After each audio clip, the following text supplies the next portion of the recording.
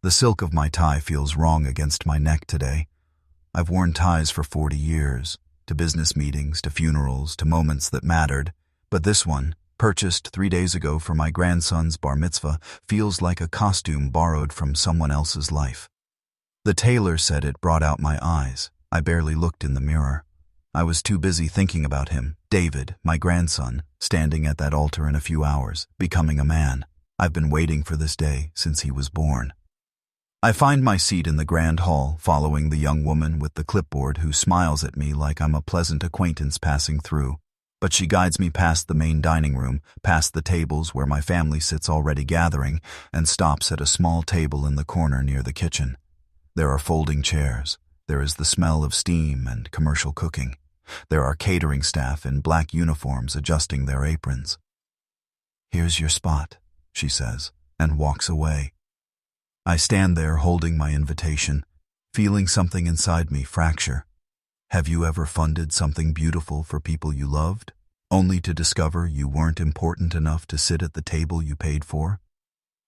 But before I could understand what was happening, I needed to remember how I got here. Not just to this hall, to this folding chair in the kitchen's shadow. I needed to understand the whole arc of it, how a grandfather spends decades building something only to discover he's invisible in the very structure he created. Let me take you back 6 months, to the phone call that changed everything. My son called me on a Tuesday morning. I was at my desk, reviewing quarterly reports, the kind of work that filled my days since I retired. He said David's bar mitzvah was scheduled for October. He said it was going to be a big celebration. He said the family wanted to make it unforgettable. What he didn't say was that I would pay for it. He never had to. We both understood the language of money in our family. We spoke it fluently, though it had always been a dialect of distance between us. When my ex-wife left 12 years ago, money was the weapon she wielded. When my son couldn't afford his first house, I was there. When his daughter needed college tuition, I covered it. When his marriage hit rough patches, I bought them tickets to vacation destinations, trying to smooth over conflicts I didn't fully understand. Money was my vocabulary, and I was proficient at using it, even when it failed to communicate what I actually meant. The first estimate for the bar mitzvah came in at $85,000. I read the email twice. The venue alone was $30,000, the catering $22,000. The band, photographer, videographer, each line item seemed designed to extract maximum spending from someone who cared too much about making things right. I called my son. I didn't ask. I said, "I'll cover it." He paused. I could hear him thinking, calculating whether to refuse out of pride or accept out of need. Pride lost. "That's incredibly generous, Dad. Thank you." "Really?" Generous. That word stuck with me, as if I had a choice, as if I could have said no to my grandson's milestone, as if the money was separate from the love, when in my mind they were so tangled together I couldn't tell where one ended and the other began. Over the next months, I received invoices and receipts. The costs climbed. A special tent for overflow guests, $4,000. Upgraded floral arrangements, $6,000. Premium bar service with a specialty mixologist, $8,000. By the time we reached October, the total had swollen to $150,000. I paid it all, every invoice, every receipt. I wrote the checks and sent the wire transfers and never once asked my son to contribute. I told myself it didn't matter. My son had a family to support. He had a mortgage. He had responsibilities. Wasn't that what a father did? Wasn't that what it meant to love your children, to carry the weight so they didn't have to? But somewhere deep inside, beneath the language of checks and bank transfers, I was keeping score. Not consciously, not in a way I would have admitted to anyone, least of all myself. But the score was there, written in the margins of my understanding of our relationship. 150,000 reasons why this event mattered to me. 150,000 reasons why I should matter to them. 2 weeks before the bar mitzvah, I took David to lunch. Just the two of us. He was 14, caught between childhood and manhood, his voice still unstable, his emotions still learning their boundaries. We went to his favorite restaurant, a casual Italian place where he always ordered the same thing: spaghetti with meat sauce, extra parmesan, a Coke. He was excited about the Bar Mitzvah. His friends were coming. There would be dancing. He'd been practicing his Torah portion with his rabbi for months. His mother had bought him a new suit. Everything was converging toward this moment of transition that our culture had marked for thousands of years. I asked him how he was feeling. He said he was nervous but ready. I told him I was proud of him. He smiled and reached for his Coke, already thinking about something else, a girl from school, or a video game, or whatever occupied a 14-year-old's mind. I didn't expect him to understand the weight of what this moment meant to me. He was a child. I was the adult. It was my job to hold the significance so he could simply experience the joy. But sitting across from him, watching him eat his pasta and talk about his friends, I felt something I couldn't name, a kind of hunger that had nothing to do with food, a longing to be seen by him not as the grandfather who gave things, but as the man who existed underneath those transactions. I wanted him to know me, not my bank account or my credit cards or my ability to make problems disappear with money. I wanted him to know me as a person who had lived, who had struggled, who had dreams that had never quite materialized. I said nothing about this. Instead, I said, "I'm really excited for your bar mitzvah. It's going to be special."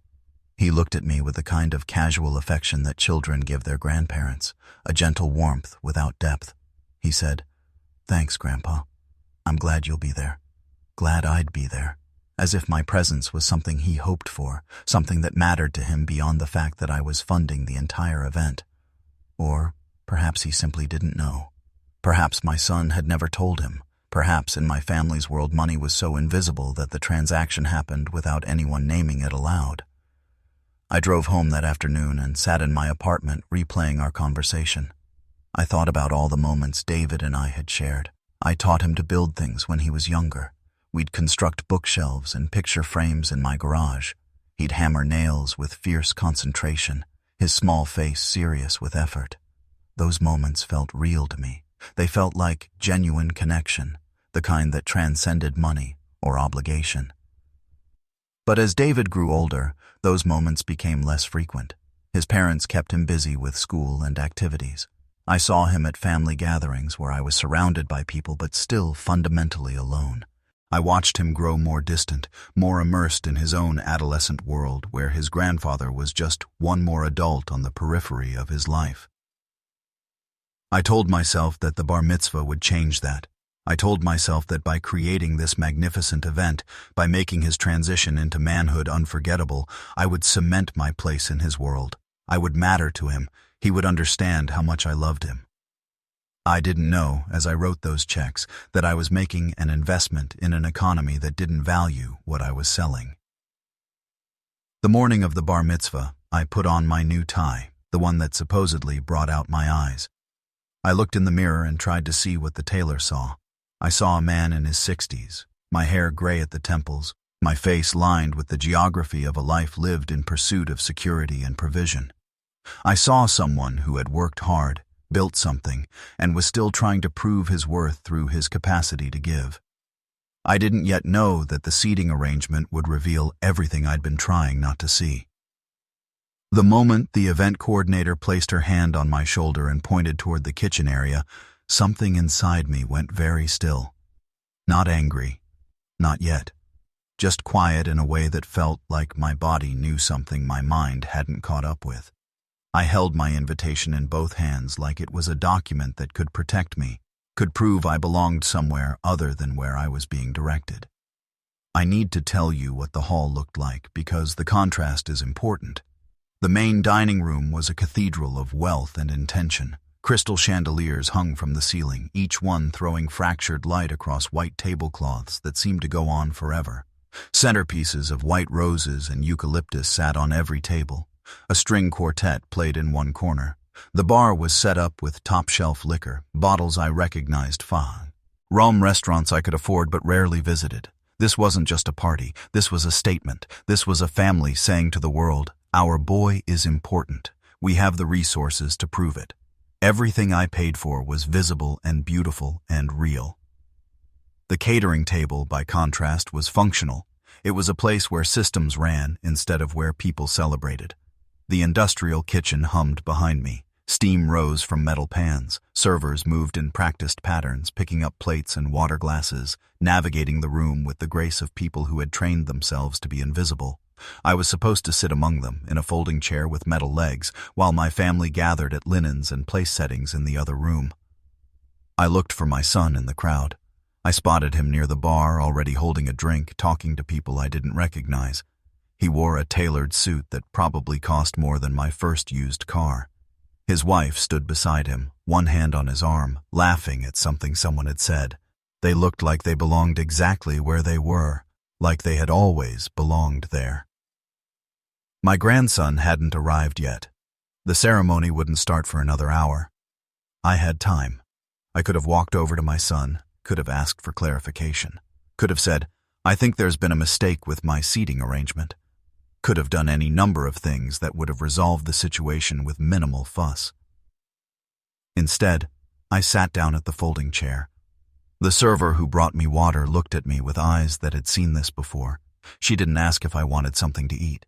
She didn't present a menu. She simply placed a glass in front of me, the kind they used for staff, and moved on. I watched her work the room with such efficiency that I understood she had probably done this hundreds of times. She was good at her job. She was also invisible to the people she served. I had become invisible too, just like that. I thought about telling someone. I thought about calling my son over and making a scene. I thought about standing up and walking out, leaving the bar mitzvah unfunded by my presence if not by my money. But every thought was immediately followed by another thought. What if I was misunderstanding? What if this really was a logistical error? What if I left and discovered later that my confusion had caused embarrassment to my family? So I stayed. That was the real betrayal, I think. Not that they put me at the catering table, but that I was willing to sit there rather than disrupt their celebration with my need to be acknowledged. Around me, the main hall filled with family and friends. I recognized many of them. My ex-wife arrived with her new husband, a man named Robert, who was younger and more successful than I had ever been. They were seated at a table near the front, close to where David would eventually stand. I watched them greet my son and his wife. I watched them embrace. I was separated from them not by wealth or status, but by a few hundred square feet and a young woman with a clipboard. My daughter arrived. I hadn't seen her in 3 months. She had moved to the West Coast for work, and our contact had dwindled to occasional phone calls and birthday texts. I watched her scan the room, looking for her family. She found them. She went to them. She hugged her nephew and took a seat at their table. She never looked toward the catering area. She probably didn't even know I was there. The string quartet transitioned into something more celebratory. The lights dimmed slightly. An usher began directing people to stand as the ceremony was about to begin. My family stood with everyone else. I remained seated because standing would have put my head above the kitchen counter's edge, would have made me visible from the main hall, and I couldn't bear the thought of being seen in that moment. David emerged from a side entrance, dressed in his new suit, his hair carefully styled, his face showing the mixture of pride and terror that I recognized from my own adolescence. He walked toward the altar with his parents flanking him on either side. His mother had one hand on his back. His father stood with his chest out, beaming with the kind of pride that belongs to men who have produced sons. Nobody pointed to me. Nobody said, "Look, there's your grandfather, the one who paid for all of this, sitting in the kitchen." David took his place at the altar. The rabbi began to speak. The ceremony unfolded with all the weight of tradition and meaning that I had expected. My grandson read his Torah portion with a clear voice and visible concentration. He spoke about his family, about growing up, about the responsibilities he was now taking on as a Jewish man. His words were sincere and well-rehearsed and beautiful. He never mentioned me. I told myself this wasn't surprising. He was 14. He was focused on his own moment of transition. Why would his grandfather factor into his thoughts on this day? It was reasonable. It was logical. It was also devastating in a way I couldn't name without sounding pathetic. The ceremony ended. People applauded. His parents rushed toward him to embrace him. Grandparents and aunts and uncles moved in waves toward the altar to offer congratulations and hugs. I remained at my folding chair, watching this choreography of family love play out in front of me, behind me, everywhere except where I was. A server appeared near my chair. I recognized her as the woman who had initially seated me. She leaned down slightly and said quietly, "Do you want me to bring you a plate? I can grab something from the kitchen." "No," I said. "That's okay." She hesitated. I think she saw something in my face that made her want to do something kind, but there was nothing she could do. No gesture of service could bridge the gap between where I was and where I belonged, so she nodded and moved on. My son passed by my table twice that afternoon. The first time he didn't see me. The second time, our eyes met for a fraction of a second. I watched his face register confusion, then recognition, then something that looked like he was calculating whether he needed to do anything about what he was seeing. He chose not to. He turned away and walked back toward his wife. That was the moment I understood. This wasn't an accident. This wasn't a logistical error or a mistake with a seating chart. This was a choice. My son had chosen to separate me from my family.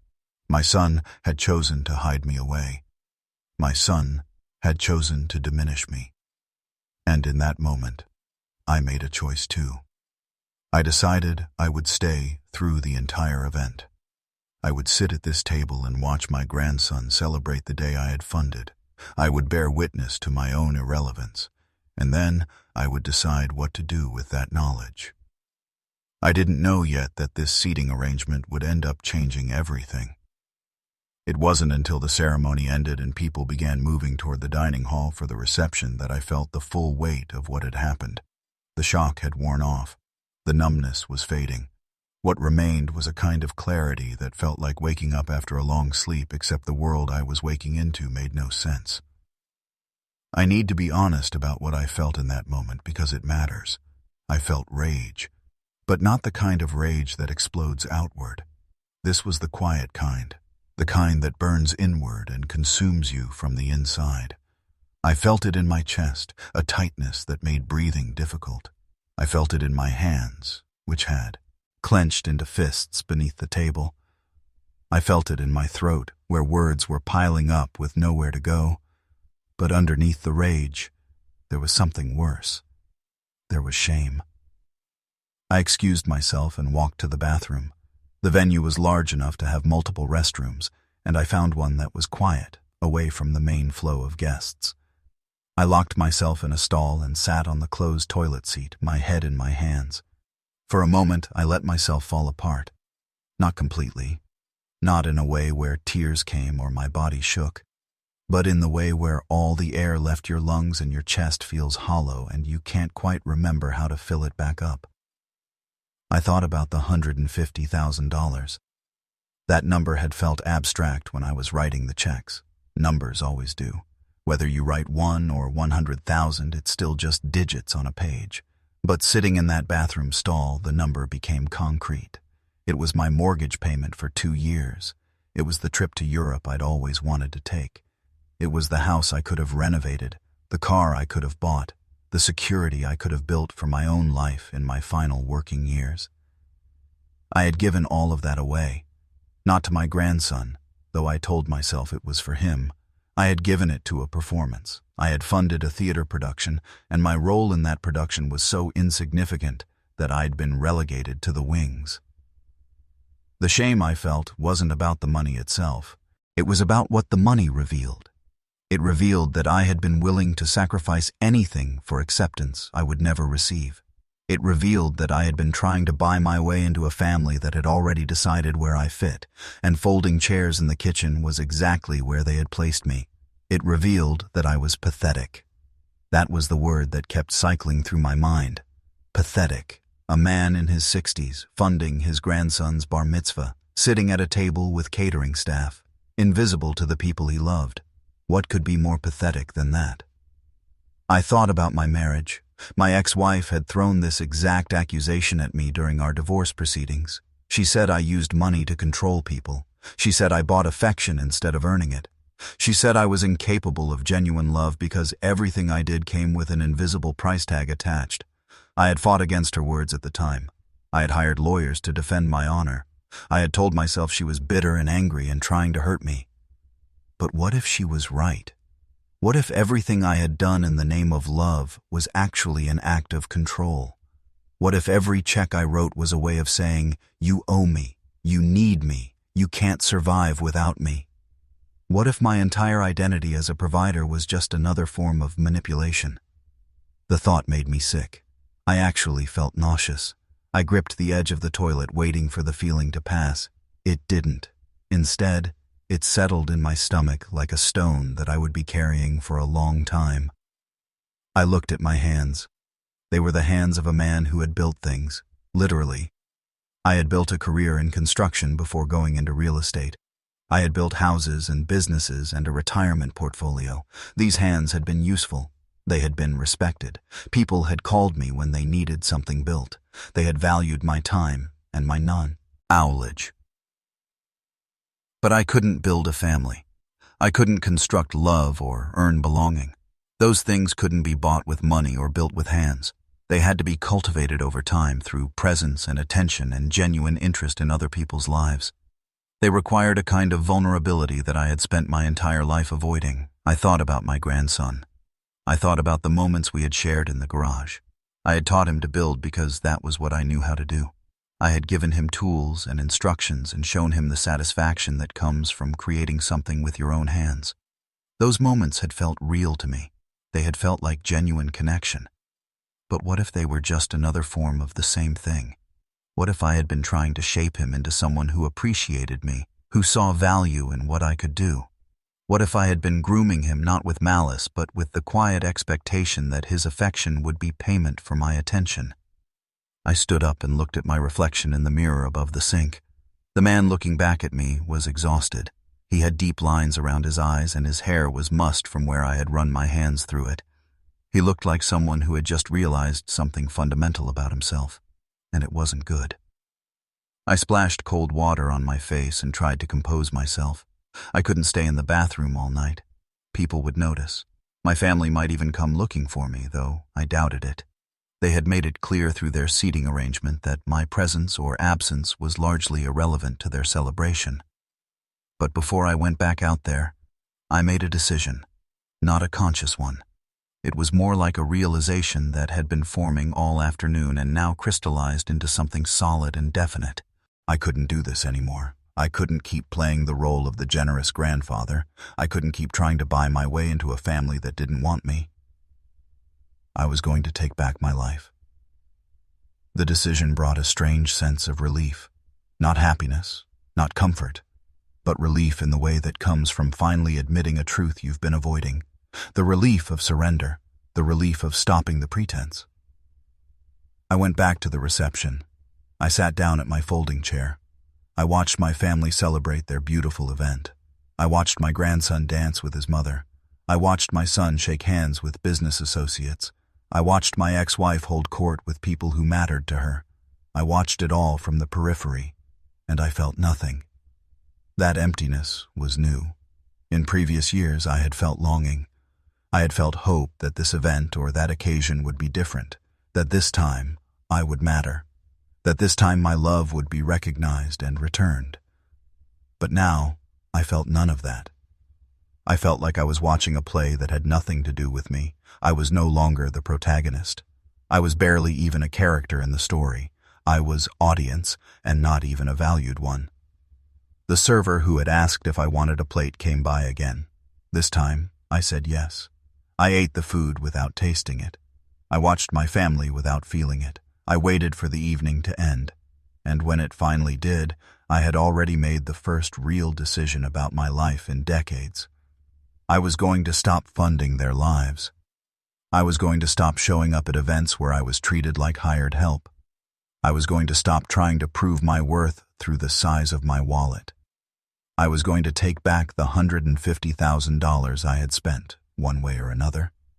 Not through revenge or bitterness, but through the simple act of reclaiming myself.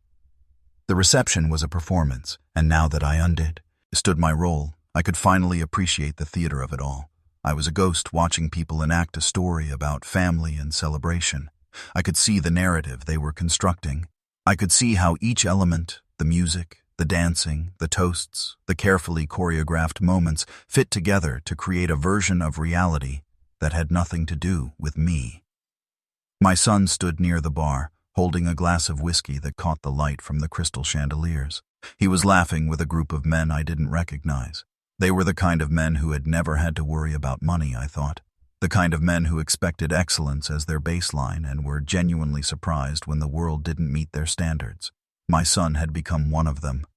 Somewhere along the way, between his childhood and his success, he had transformed from the boy who needed me to the man who had no use for me. His wife moved through the crowd with practiced grace. She had probably attended hundreds of these kinds of events. She knew how to smile at the right moments and how to make people feel seen without actually engaging with them. She was good at surfaces. She had made a career out of surfaces. She wore a designer dress that probably cost more than my first car, and she wore it like she was born in it. When she looked in my direction, she didn't see me. I was beyond her field of perception. My daughter was at a table with her husband and my grandson's cousins. She was telling a story about something that had happened at work, and her family was laughing. She looked happy in a way I hadn't seen in a long time. She had built a life on the West Coast that had nothing to do with our family, and I was genuinely glad for her. At least one of my children had managed to escape the patterns that seemed to trap the rest of us. I watched her scan the room at one point. I saw her eyes move across the crowd, and I waited to see if she would register my presence. I waited to see if she would feel something, a pull or a nudge that would make her look toward the catering area. But she didn't. Her eyes slid past the kitchen without pause. I was not part of her radar anymore. My grandson was dancing with his friends. He had removed his jacket and rolled up his sleeves. His tie hung loose around his neck.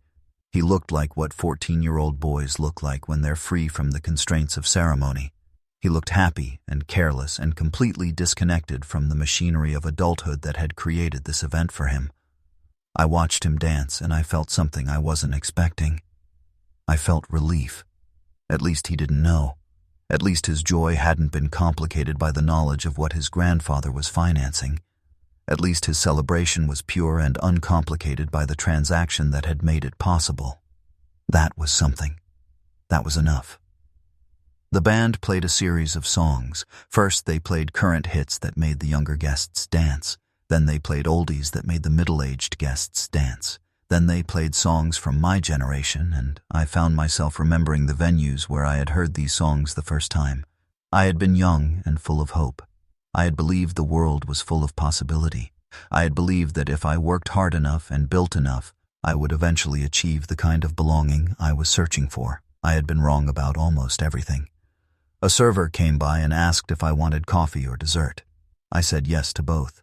She brought me a piece of cake that looked professionally decorated, with layers of frosting and little decorative elements that probably meant nothing to anyone but the pastry chef. I ate it without tasting it, going through emotions of consumption the way I was going through the motions of being present at this event. My ex-wife danced with her new husband, Robert. They looked good together. They moved like people who had already figured out how to make a life together without the complications I had brought to our marriage. She looked happy in a way she never had with me. That was fine. That was actually better.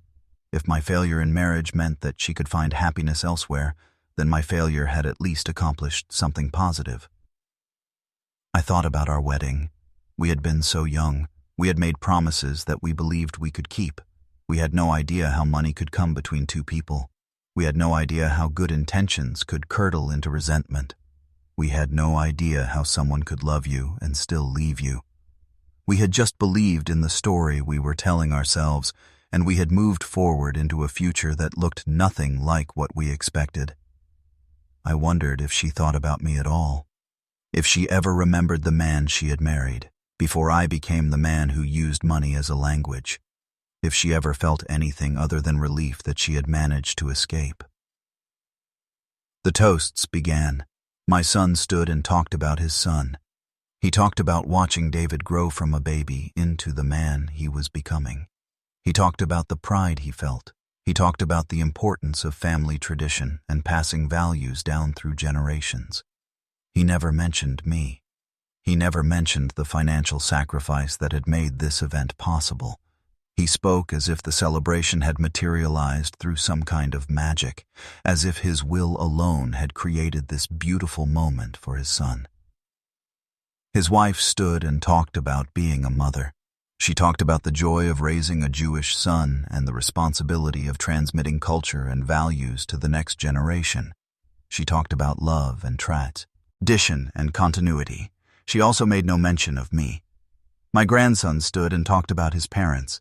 He talked about how much they meant to him. He talked about their support and their guidance. He thanked them for everything they had done to help him reach this moment. He did not thank his grandfather.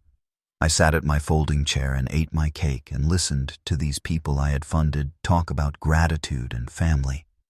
I understood in that moment that I had been trying to purchase something that couldn't be purchased. I had been trying to buy my way into the narrative of this family, but the narrative had already been written without me. I was a footnote at best, a line item on a budget, a checkbook, nothing more. An old man sitting at a nearby table, one of the catering staff, caught my eye. He was probably in his 70s. He had been clearing plates all evening, moving through the crowd with the invisibility that comes from decades of practice. He nodded at me, a small gesture of acknowledgement. I nodded back. We didn't speak. We didn't need to. We both understood what it meant to be unseen in a room full of people who were celebrating their own importance. The evening wore on. The party intensified as people drank more and the music got louder. The dance floor filled with bodies. The energy of the room shifted into something more intoxicated and less controlled. This was the part of parties where people let go of their careful performances. This was where the real interactions happened, the unfiltered connections between people. I should have left then. I should have slipped out the back of the hall and made my exit clean. I should have spared myself the rest of this evening. But I stayed. I stayed because something in me needed to bear witness to the full extent of my irrelevance. I needed to sit through the entire evening and let the reality of my invisibility fully settle into my bones. I needed to see my family celebrate without me. I needed to understand, completely, and without question, that my presence or absence made no difference to their joy. By the time the party was winding down, I had achieved something like peace.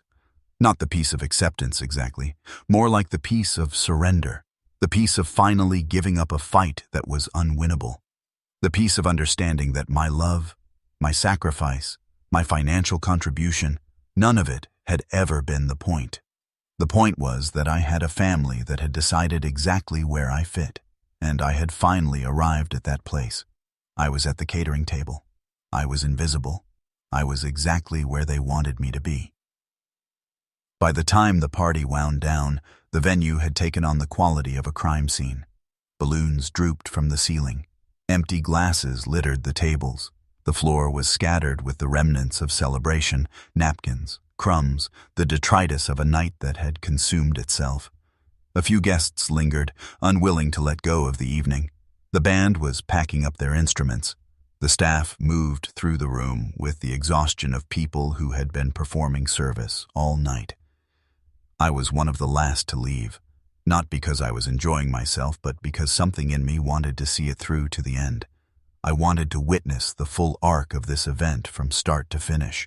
I wanted to see how it looked when the performance ended and everyone went home to their real lives. Around 11 o'clock, my son appeared near my table. He had loosened his tie. His shirt was untucked at one corner. He looked like he was winding down, moving through the venue in the way a captain moves through his ship before setting sail for home. He saw me sitting alone at the catering table. For a moment, our eyes met. He paused. I could see him calculating whether this was a problem that required his attention. He chose to approach. "Dad," he said. He didn't sit down. He stood over me like I was, as someone who had requested an audience. "How's everything been? You okay?" The question was empty. He wasn't asking because he actually wanted to know. He was asking because social convention required him to ask. He was performing concern the same way a waiter performs hospitality. It was automatic. It was hollow. I looked at him. I looked at this man who had been my boy once, who I had held as an infant, who I had taught to ride a bike, who I had paid for, who I had believed was grateful, who I had built my entire financial strategy around. "No," I said, "I'm not okay." He blinked. He hadn't expected an honest answer. He had expected me to say fine or great or wonderful. He had expected me to play the role he had assigned me, the grateful grandfather, the generous provider, the man who should be content to sit in the kitchen and watch his family celebrate without him. "What's wrong?" he asked. His tone had shifted. Now he was annoyed. I was becoming a problem that required solving. "I was seated at the catering table," I said. My voice was calm. I wasn't angry anymore. I had moved past anger into something colder, something like clarity. During my grandson's bar mitzvah, during an event I funded entirely, I sat with the kitchen staff while my family celebrated in the main hall. He opened his mouth. He closed it. He looked away. I watched the calculations happening behind his eyes. He was trying to decide if I had a right to complain. He was trying to decide if my complaint was valid or if I was being ungrateful. He was trying to decide if I was a problem or if he had a problem. "That was a seating error," he said finally. "The coordinators made a mistake. We asked them to fix it, but by that point, you were already settled." The lie was so casual, so confident, that for a moment I wondered if he actually believed it, if he had constructed such a convincing narrative in his mind that he had come to believe his own fabrication. "No," I said. "It wasn't an error. You put me there deliberately." "That's not true," he said. His voice had taken on an edge. I was no longer just a problem. I was now an accuser. I was challenging him. "We would never do that. Why would we deliberately humiliate you?" "Because you wanted me to pay," I said. "But you didn't want me to matter. You wanted my money but not my presence. You wanted me to fund your life but not to be part of it." He took a step back. His face had gone hard. The performance of civility had dropped away. Now I was seeing the real version of my son, the version that didn't need me anymore, the version that resented me. "You know what?" he said. "This is exactly the problem. This is why Mom left you. This is why we've never had a good relationship. You give money and then you expect to own everyone. You expect gratitude that goes on forever. You expect to be the center of everyone's universe."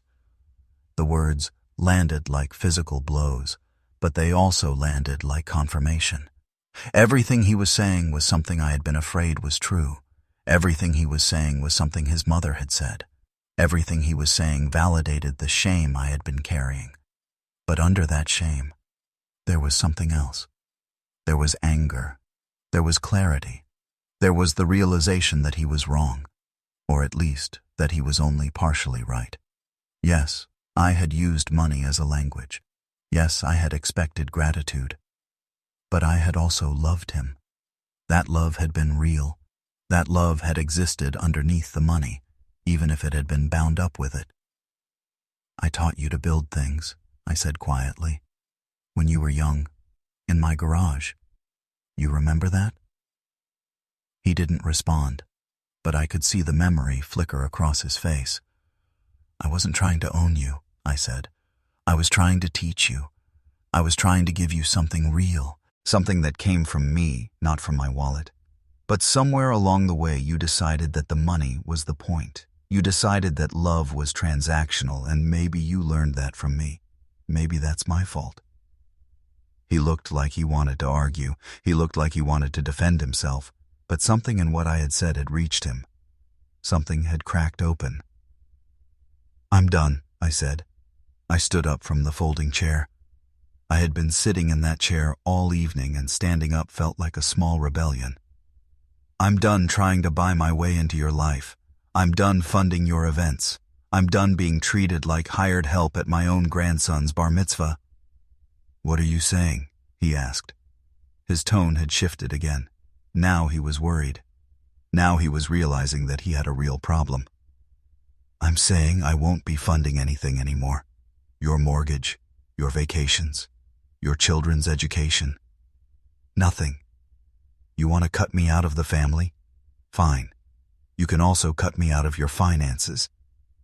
His face flushed with anger.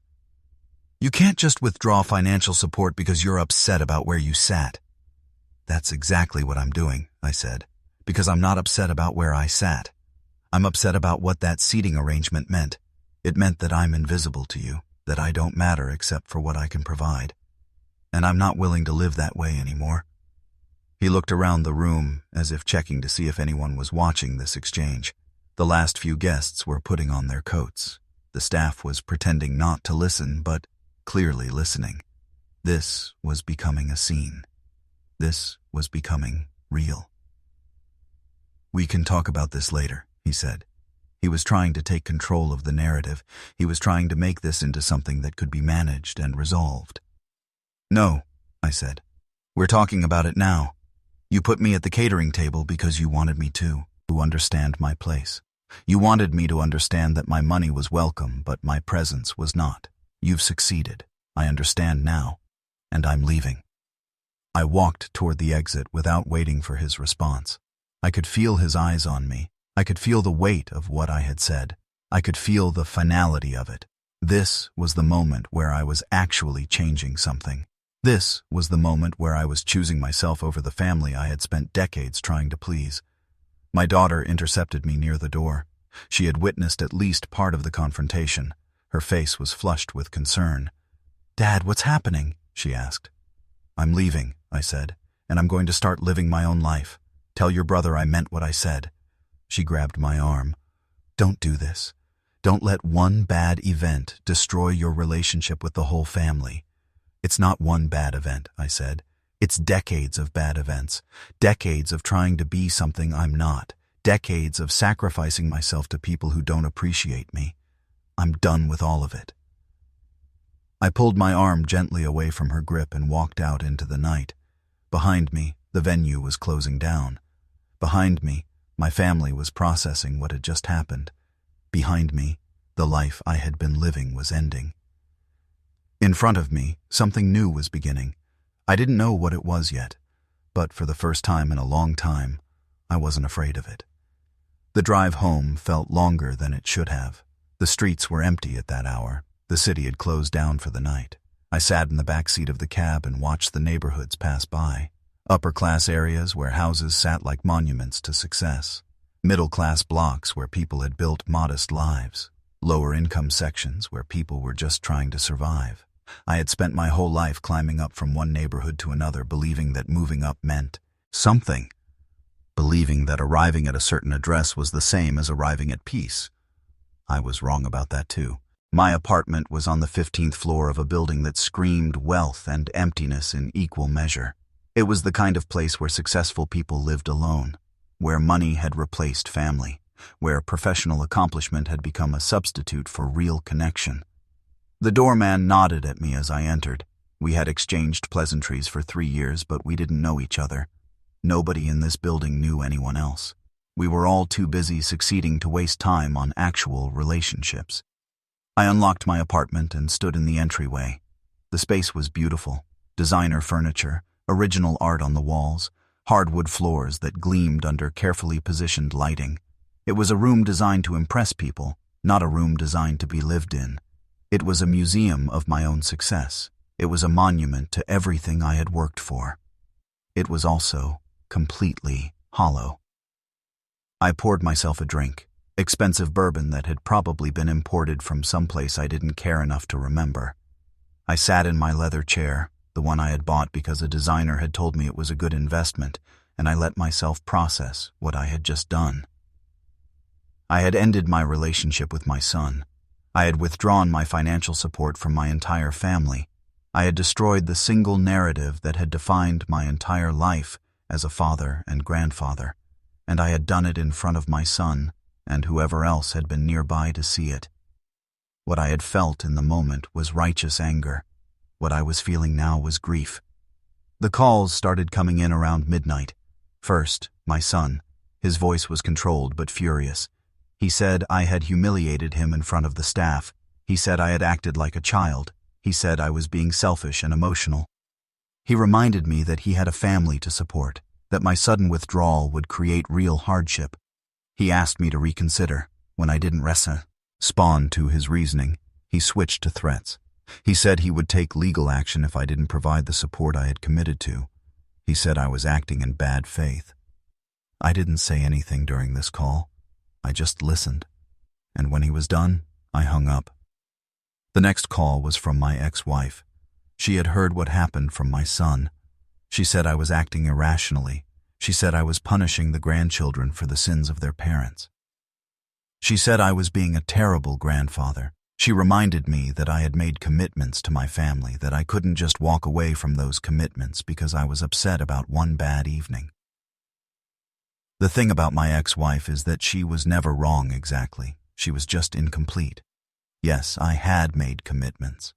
Yes, my withdrawal would affect the grandchildren. But she was missing the larger point. I wasn't leaving because of one bad evening. I was leaving because I had finally recognized the pattern. I was leaving because staying would mean continuing to sacrifice myself to a family that had already decided where I fit and what I was worth. I told her I would cover David's education through college, since that commitment predated the Bar Mitzvah. But nothing else, nothing more. She argued, she pleaded. She tried every emotional manipulation she had learned over decades of marriage to me. When that didn't work, she hung up. My daughter called early the next morning. She was crying. She said I was being too harsh. She said families were complicated and messy and that cutting off my son financially was an overreaction. She said I needed to consider the impact on my grandchildren. She said this would damage the entire family structure. She was right, of course. It would damage the family structure. That was the point. But I didn't say that to her. Instead, I told her that I loved her.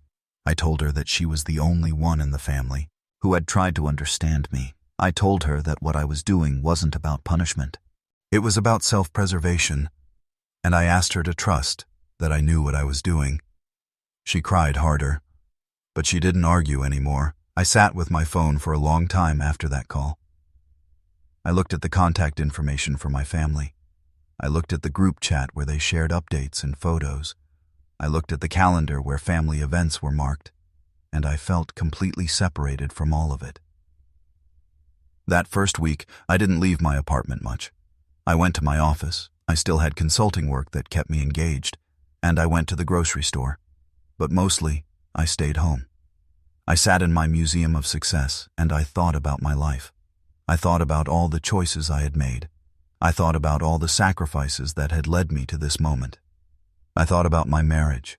I thought about how my ex-wife had left me because I couldn't connect with her except through money. I thought about how I had tried to repair that connection with my children by funding their lives. I thought about how that same pattern had played out with my grandchildren. I thought about how I had been making the same mistake over and over, each time hoping it would work differently. But patterns are patterns. They don't change until you change them. On the 8th day, I made an appointment with a therapist. I had never been to therapy before. I had always believed that therapy was for people who were broken, and I had spent my life trying to be strong. But now I was starting to understand that maybe being strong and being honest weren't the same thing. Maybe I had spent my whole life being strong in all the wrong ways. The therapist's office was in a converted brownstone in my neighborhood. It was warm and comfortable, the opposite of my apartment. There were plants. There were bookshelves. There was the sense that people actually lived here, not just performed here. I sat in her office. She was a woman, Oman in her 50s with gray hair and kind eyes. And I told her everything. I told her about my marriage. I told her about my children. I told her about the Bar Mitzvah. I told her about the confrontation. I told her about the $150,000. I told her about the folding chair in the kitchen. I told her about the moment I realized that I had spent my entire life trying to buy belonging. She listened without interrupting. When I was done, she didn't tell me I was right or wrong. She didn't tell me I had made good decisions or bad ones. She just asked me a simple question. What do you want? Nobody had ever asked me that. Not my ex-wife, not my children, not my grandchildren. Nobody had ever asked me what I wanted. They had asked me what I could do. They had asked me what I could provide. But nobody had ever asked me what I actually wanted for myself. I didn't have an answer. I had spent so long making myself available to other people's needs that I had lost track of my own. I had spent so long being the grandfather, the father, the provider, that I had forgotten who I was underneath all of those roles. "I don't know," I said finally. "I think I need to find out." "Then that's where we start," she said. I left that first therapy session feeling something I hadn't felt in years. I felt like the beginning of something rather than the ending. I felt like there might be more to my life than the rigid patterns I had been following. I felt like maybe, just maybe, I could still figure out who I was supposed to be. That night, I made a list. It was something the therapist had suggested. A list of things I had always wanted to do but never did. Things I had sacrificed for my family. Things I had put aside in the name of being a good provider. The list was long. It included travel. It included hobbies. It included friendships I had neglected. It included books I had always wanted to read. It included restaurants I had always wanted to visit. It included the possibility of romantic connection without the complications of trying to buy affection. It included, most importantly, the possibility of knowing myself. I looked at the list and I felt something shift inside me. I felt the beginning of a life that wasn't defined by my family. I felt the possibility of becoming the kind of man who could make decisions based on what he wanted, rather than what he thought he should do. It was terrifying. It was exhilarating. It was finally real. The weeks that followed weren't quiet in the way I had anticipated. I had imagined them as a kind of peaceful retreat, a period where I could decompress and figure out who I was underneath all the roles I had been playing. What actually happened was messier and more complicated than that. My son continued to call, not to apologize or to try to repair things, but to discuss logistics. The financial arrangements I had put in place, the commitments I had made that he wanted to renegotiate, the things he claimed I had promised that I needed to honor. Each conversation was transactional. Each one left me feeling like the only reason he reached out was to remind me of my obligations. I stopped answering his calls after the third week. My daughter, on the other hand, stayed in contact. She would send me texts occasionally, just checking in, asking how I was doing, not pushing me back toward the family, but also not abandoning me. She became a small thread of connection, enough to keep me tethered to something, but not so much that I felt pulled in a direction I didn't want to go. I started spending more time with my therapist. What had begun as a weekly session became twice weekly. I found myself looking forward to those appointments. I found myself preparing for them, thinking about what I want. To discuss what patterns I wanted to understand. For the first time in my life, I was investing in myself rather than in other people's needs. The therapist helped me understand something crucial. She said that I had been operating under a false assumption. I had believed that love and sacrifice were the same thing, that the more I gave up for someone, the more they should love me in return. But that wasn't how love actually worked. Real love, she said, was about respect. It was about seeing someone and acknowledging their value independent of what they could provide. I had never been seen. I had been used, and the two things were not interchangeable. One afternoon, I decided to go for a walk. This might not sound significant, but for me, it was. My daily routine had consisted of work, therapy, and my apartment. I didn't go anywhere else. I didn't do anything else. I was existing in a kind of holding pattern, waiting for clarity that wasn't coming on its own. I walked through my neighborhood. I noticed things I had never seen before in the 3 years I'd lived there. There was a bookstore tucked between a coffee shop and a dry cleaner. There was a small park with benches where elderly people sat in the afternoon sun. There was a restaurant with outdoor seating where couples and friends gathered to eat and talk. I had walked past all of these places hundreds of times without actually seeing them. I stopped at the bookstore. I wandered through the aisles, running my fingers along the spines of books. I hadn't read for pleasure in years. I had read business journals and trade publications. I had read emails and contracts, but I hadn't read anything just because it interested me.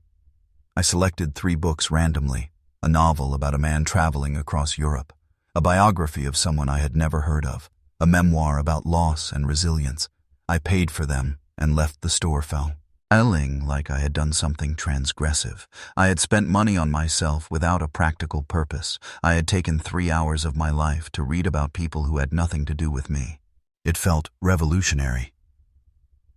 That evening, I opened the novel and I didn't put it down until I had finished it. It was past midnight when I reached the last page.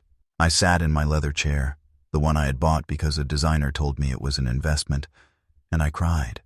Not big, dramatic tears, just tears that came quietly as I realized what it felt like to be transported somewhere else, what it felt like to care about someone else's story, what it felt like to lose myself in something besides work and obligation. The next morning, I had coffee on my small balcony and I looked out at the city.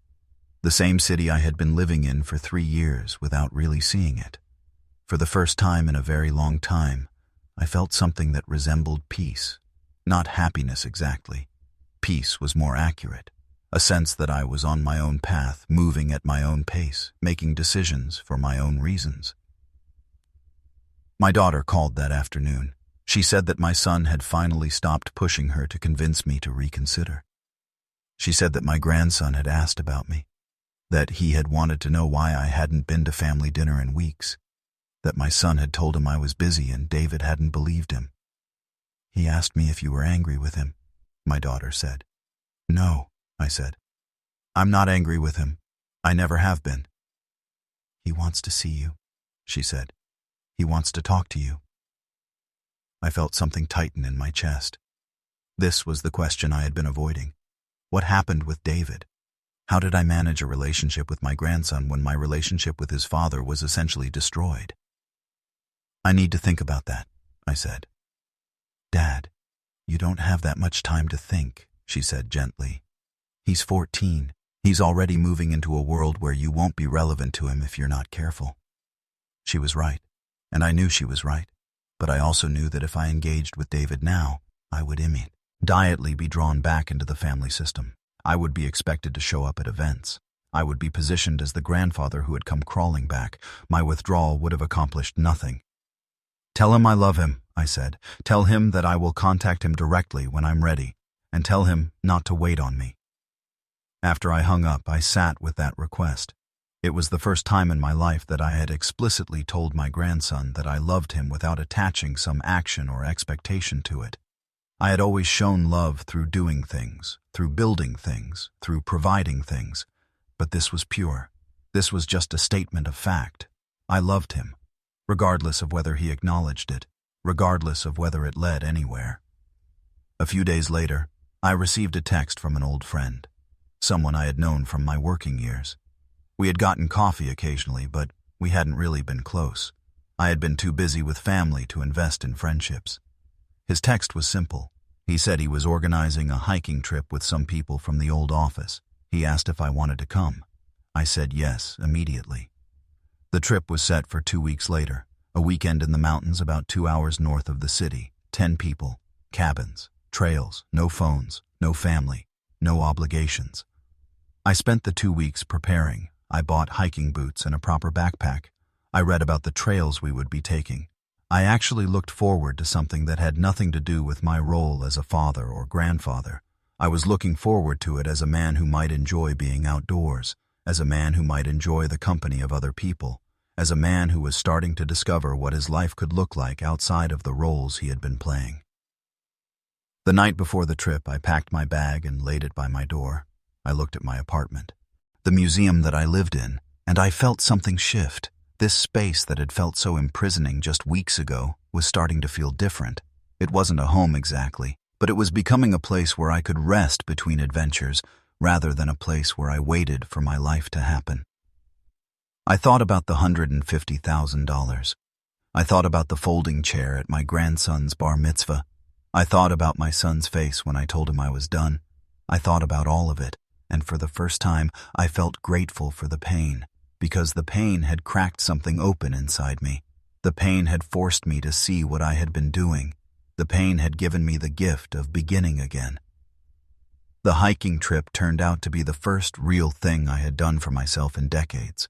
Not the only thing, but the first thing where I was fully present, where I wasn't thinking about someone else's needs, where I wasn't worried about managing someone else's expectations. The mountains were quiet in a way the city would never be. The air was thin and clean. The people I was with didn't know my history. They didn't know I was a grandfather or a father or a man who had spent his life trying to prove his worth through financial provision. They just knew me as Tom, a quiet guy from the city who liked to read and had opinions about food. It was simple. It was enough. On the second night, we sat around a fire outside the cabin. One of the women in the group, her name was Claire, had brought a bottle of expensive wine that she was willing to share. She was a widow, someone explained. She had been married for 35 years and had been alone for 5. She had learned to travel solo and to do things that interested her rather than waiting for someone else's permission. We started talking, not the kind of small talk that you do at parties, real talking. She asked me questions about my work and my life. She listened to my answers. She didn't interrupt or offer advice. She just listened. And then she told me about her own life, about her husband who had been a musician, about the years they had traveled together, about the grief of losing him, about the slow realization that grief doesn't end, it just becomes a smaller part of you over time. "Are you married?" she asked at one point. "Divorced," I said. "For 12 years. Do you have children?" "A son and a daughter. And grandchildren." She waited for me to continue. She didn't fill the silence with assumptions. She just waited. "I'm not in contact with my son right now," I said. "The relationship is complicated." "Most relationships are," she said. "The ones that matter, anyway. The easy ones aren't usually the ones that mean anything." We talked until the fire died down. We talked about books we had read. We talked about places we had traveled. We talked about regrets and hopes. By the end of the evening, I felt something I hadn't felt in a very long time. I felt known, not in the way my family knew me, as a provider, as a source of money, as a role to be managed, but known in the deeper sense, known as a person who had lived and struggled and was still figuring out how to live. She gave me her number before we left the mountains. "Stay in touch," she said. "I have a feeling we might be friends." It was such a simple thing, such an ordinary moment, but it felt significant in a way that most significant moments don't feel when they're happening. I didn't think to myself, this is a turning point. I just thought, this person sees me, and she likes what she sees. Over the next few months, Claire and I became close. We would get coffee, we would go to museums, we would have dinner, we would talk for hours about everything and nothing. There was no pressure, there was no expectation. We were simply two people who enjoyed each other's company. And then, gradually, without either of us planning it, it became something more. One evening after dinner, walking back to our cars, she reached over and held my hand. It was the most natural thing in the world. It was also the most shocking thing that had happened to me in years. Someone wanted to be close to me not because I could provide for them, not because they needed something from me, but simply because they wanted to be near me. I realized in that moment that I had never experienced that before. Even with my wife when we were young and supposedly in love, there had been an element of transaction. There had been expectations. There had been the sense that I needed to earn her affection through what I could do or provide. But Claire didn't need me to do anything. She just wanted to spend time with me. 3 months after we met, she invited me to her house for dinner. She lived in a beautiful apartment in a different part of the city. It was warm and filled with books and art. It was a home in a way my apartment had never been. There were photographs of her and her late husband. There were memories displayed like they mattered. There was a life that had been lived. She cooked a meal, she lit candles, we drank wine and talked, and eventually we ended up kissing on her couch like teenagers. It was gentle and real and completely unhurried. There was no performance, there was no checking to see if I was doing things right. There was just two people who wanted to be close to each other. After that night, I started spending more time at her place than at my museum apartment. I brought some of my books to her shelves. I started leaving clothes in her closet.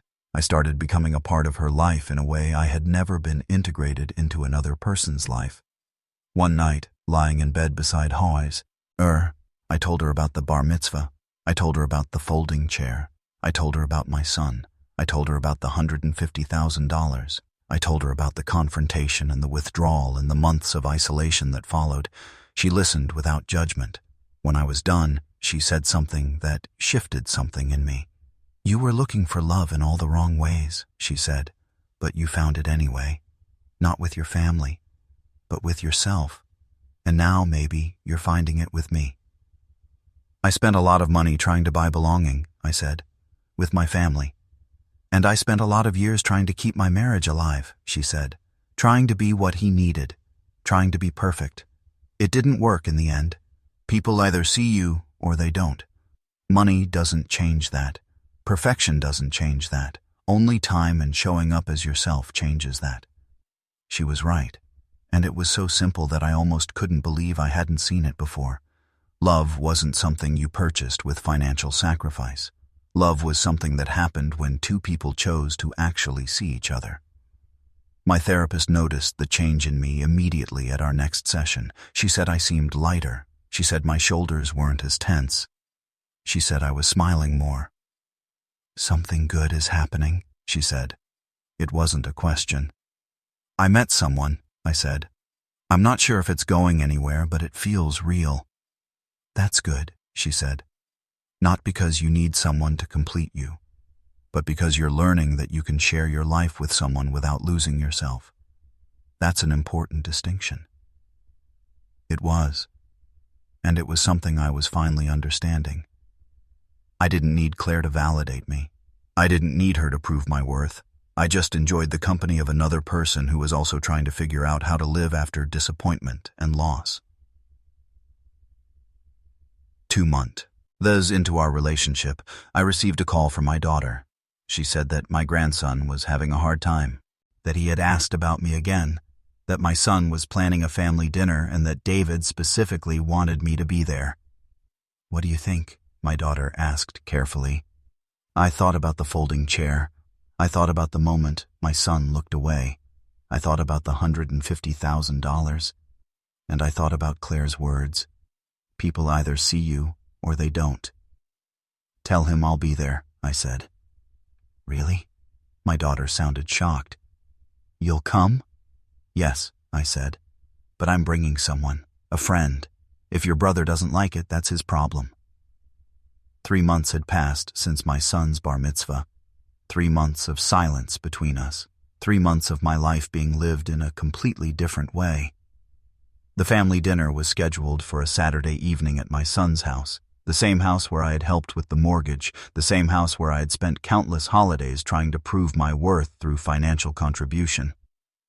I picked Claire up at her apartment. She looked beautiful in a simple way that had nothing to do with performance.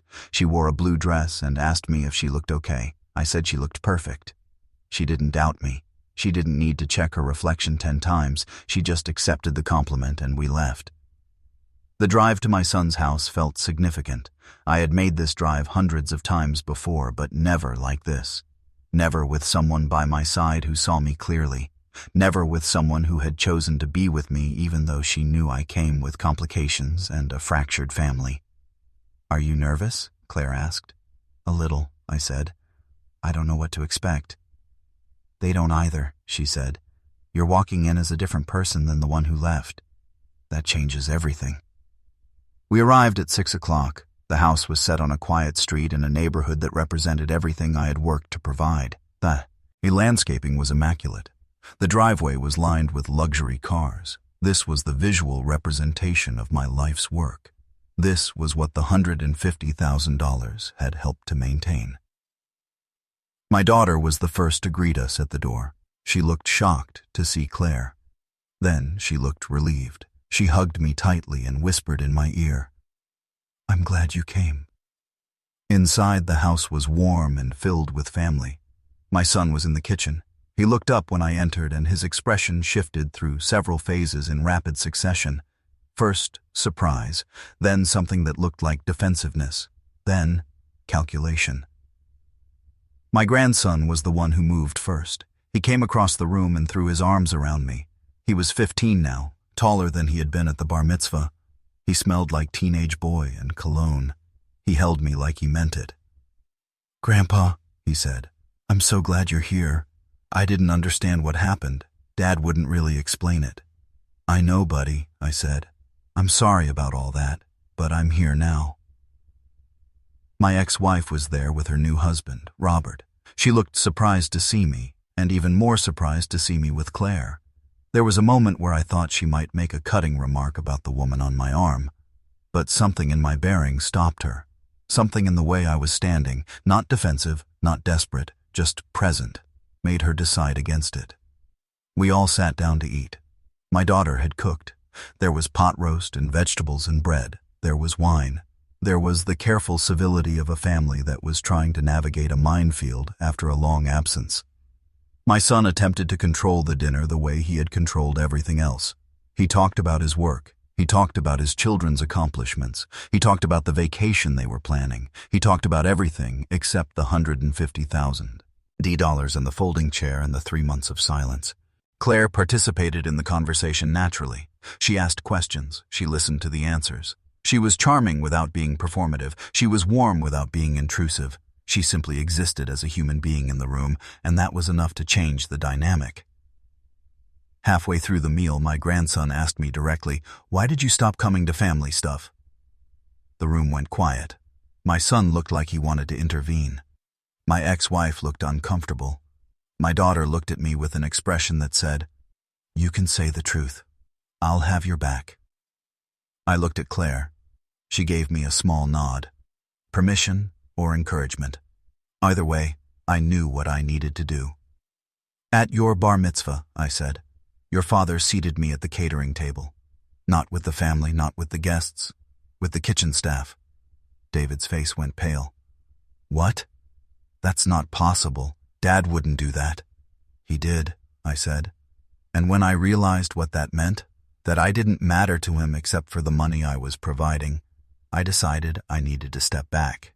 I needed to figure out who I was without being defined by what I could give. My son stood up. "That's not what happened. You're making this sound like something it wasn't." "No," I said calmly. "I'm being very accurate about what happened. You seated me at the catering table because you wanted me to understand that my presence was not wanted, that only my money was welcome, and that worked. I understood completely." He opened his mouth to argue, but before he could speak, my grandson did something remarkable. He got up from the table, and he looked at his father. "That's messed up, Dad," he said. "That's really messed up." The words hung in the air like a verdict. They were simple. They were true. And they were devastating to my son because they came from the person who mattered most to him. My son's wife looked horrified. She started to say something conciliatory, but my son just sat back down. He looked defeated. "I didn't know that the seating would mean so much," he said finally. His voice was quieter now. "I was trying to solve a logistics problem, and I guess I did it poorly." It was not an apology. It was not an acknowledgement of what he had done. But it was a step. It was him admitting that something had gone wrong even if he still wasn't accepting full responsibility. "I'm not here to fight," I said. "I'm here because my grandson asked me to be. I'm here because I wanted to show him that I'm still his grandfather. But I'm not here to pretend that nothing happened. And I'm not here to go back to the way things were." Claire reached over and squeezed my hand. It was a small gesture, but it grounded me. It reminded me that I was not alone in this moment. "I've built a good life these past few months," I continued. "I'm happy, I'm fulfilled, and I didn't buy any of it with money. I built it by being honest about what I needed and what I wanted. I want my family to be part of that life, but only if it's based on honesty, only if we see each other clearly. Only if we love each other for who we are, not what we can provide." My daughter's eyes were wet. She was crying, but she was smiling. My ex-wife looked thoughtful. She said quietly, "You sound different. You sound like who I thought you were when I married you." "Maybe I am," I said. "Maybe I just forgot for a while." We finished dinner. The conversation shifted to safer topics. But something fundamental had changed. My grandson stayed close to me the rest of the evening. He asked me questions about my life. He introduced Claire as my friend and seemed genuinely pleased when people treated her with respect and warmth. Before we left, my grandson walked me to the door. He gave me a long hug and he said, "I'm sorry Dad did that. I'm sorry he was like that." "That's not your responsibility," I said. "That's on him. All I need from you is what you're already giving me. Your time, your attention, the knowledge that I matter to you." "You do," he said. "You always have." Those words were worth more than the $150,000. Those words were the reason I had learned to live differently. Those words were the beginning of everything I had been rebuilding. As I drove home with Claire that night, I felt something I hadn't expected. I felt grateful for the pain, grateful for the folding chair, grateful for the moment when my son looked away and I understood that I couldn't buy my way into belonging, because that moment had forced me to rebuild my life on truth instead of transaction, and that truth had led me to Claire. It had led me to myself.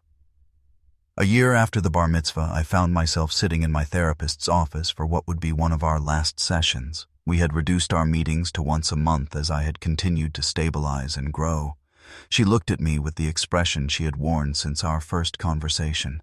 She was seeing someone, really seeing them, and that person was finally learning to be seen. "How are you feeling?" she asked. "Good," I said. "Better than good. I feel like I'm finally living the life I was supposed to live." "Tell me what that means," she said. I thought about how to answer. I thought about the man I had been, the man who had spent decades trying to purchase belonging through financial sacrifice, the man who had believed that love could be quantified in dollars and cents, the man who had measured his worth by what he could provide for others. That man felt like a different person, not because I had changed fundamentally, but because I had finally learned to see myself clearly. And once you see yourself clearly, everything else follows. I had maintained my boundaries with my family. I still provided financial support for my grandchildren's education, but nothing else. I attended family events, but I chose which ones. I showed up as myself, not as a provider, and something remarkable happened. My relationships improved. My son still struggled with understanding what had happened at the Bar Mitzvah, but he had stopped pushing me. My daughter and I had grown closer. My grandson and I had developed a real friendship, one based on genuine connection rather than financial transaction. David came to my apartment sometimes. We would work on small projects together in my kitchen. We would talk about his life and his friends and his future. He asked me for advice, not money. He sought out my presence, not my resources. And that was everything I had been trying to create all those years, except now, it was real. My son had called me 3 months after the family dinner. He said he wanted to talk about what had happened. We met for lunch at a restaurant halfway between our homes. He told me that he had been thinking about our conversation. He told me that he had realized something. He said that he had treated me the way he was afraid I had treated him. He said that he had believed I was controlling and manipulative with money, so he had responded by taking what he could while keeping me at arm's length. "I think I became what I was afraid of," he said. It was not a full apology. It was not complete understanding, but it was a beginning. It was him trying to understand his own patterns and how they had affected our relationship. I told him that I didn't need him to be perfect. I told him that what I needed was for him to see me, not as a father, not as a financial resource, but as a man, as a human being who had tried his best with the tools he had and who was now trying to do better. He nodded, and we spent the rest of lunch talking about his life and his work and his kids. It was ordinary conversation between two men who were both trying to figure out how to live with honesty and integrity. It wasn't the deep connection I had sometimes imagined, but it was real, and real was enough. Claire and I moved in together 6 months after we met. We combined our apartments into one shared life. We kept the warm one with the books and the plants and the photographs. We disposed of my museum apartment and its expensive empty furniture. We built a home together, not a showpiece. We filled it with memories and moments and the simple pleasure of being in the same space. She taught me how to cook. I taught her how to build things. We read to each other in the evenings. We traveled to places we had always wanted to go. We lived a life that was simple and complete and deeply satisfying. When she asked me to marry her, she did the asking, which felt perfectly right. I said yes immediately. The wedding was small. My family attended. My son and I danced together, and while we didn't say anything, the fact that we were dancing meant something. My grandson gave a speech where he talked about how his grandfather had taught him about integrity and standing up for yourself even when it was hard. My daughter cried happy tears. My ex-wife smiled, and it was a genuine smile, not one weighted down by old resentment. Claire wore a simple cream-colored dress. I wore a suit that fit me well. We exchanged vows that we had written ourselves. I promised to see her and to be seen by her. I promised to build a life based on honesty rather than performance. I promised to love her as she deserved to be loved, not as a reflection of my own needs, but as a person worthy of genuine respect and affection. When I looked at the $150,000 in retrospect, I saw it differently. It wasn't wasted money. It was the price of my education. It was what I had needed to spend to learn the most important lessons of my life. I had learned that money cannot buy belonging. I had learned that sacrifice without genuine connection is just suffering. I had learned that dignity cannot be purchased.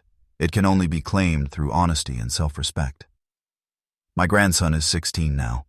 He's still interested in building things. We work on projects together in his father's garage. He talks to me about girls in school and his worries about the future. He asks my advice and I give it without attaching money or strings. I simply offer the wisdom of a man who has lived and learned and made mistakes. That's what he needs from me. That's what I have to offer. One afternoon we were building bookshelves together. He was explaining his college plans.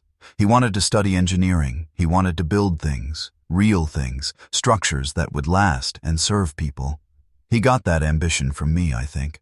But he got something else too. He got the ability to do things for the sake of doing them, not for money or recognition. "Thanks for teaching me this," he said, referring to the carpentry work. "Thank you for giving me the opportunity," I said. He looked at me in that way teenagers look at adults when they're realizing that adults are just people too. "I think I understand now," he said, "why you and Dad had problems, why you left for a while." "What do you understand?" I asked. "That you needed to figure out who you were, that you needed to be more than just a provider, that you were a real person, not just a grandfather." The clarity in his voice was stunning. He had seen the journey I had taken. He had witnessed the pain and the aftermath and the reconstruction. And he had learned something essential. He had learned that people need to be seen as whole human beings, not as their functions in other people's lives.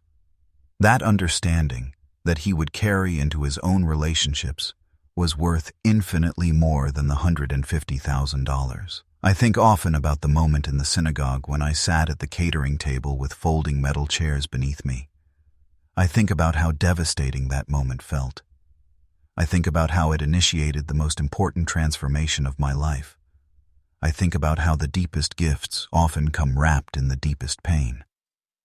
If I had not been seated at that table, I would still be spending my life trying to purchase belonging.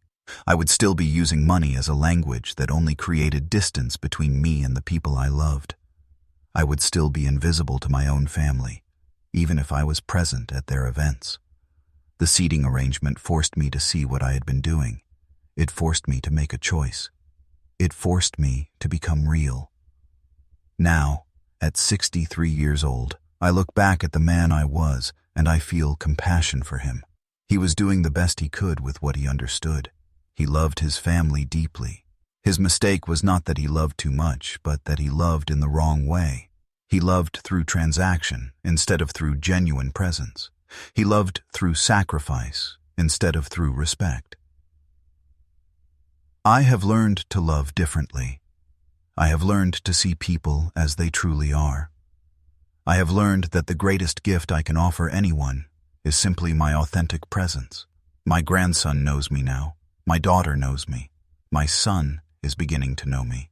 And that knowledge, that genuine seeing of who I am, is the only thing I have ever needed.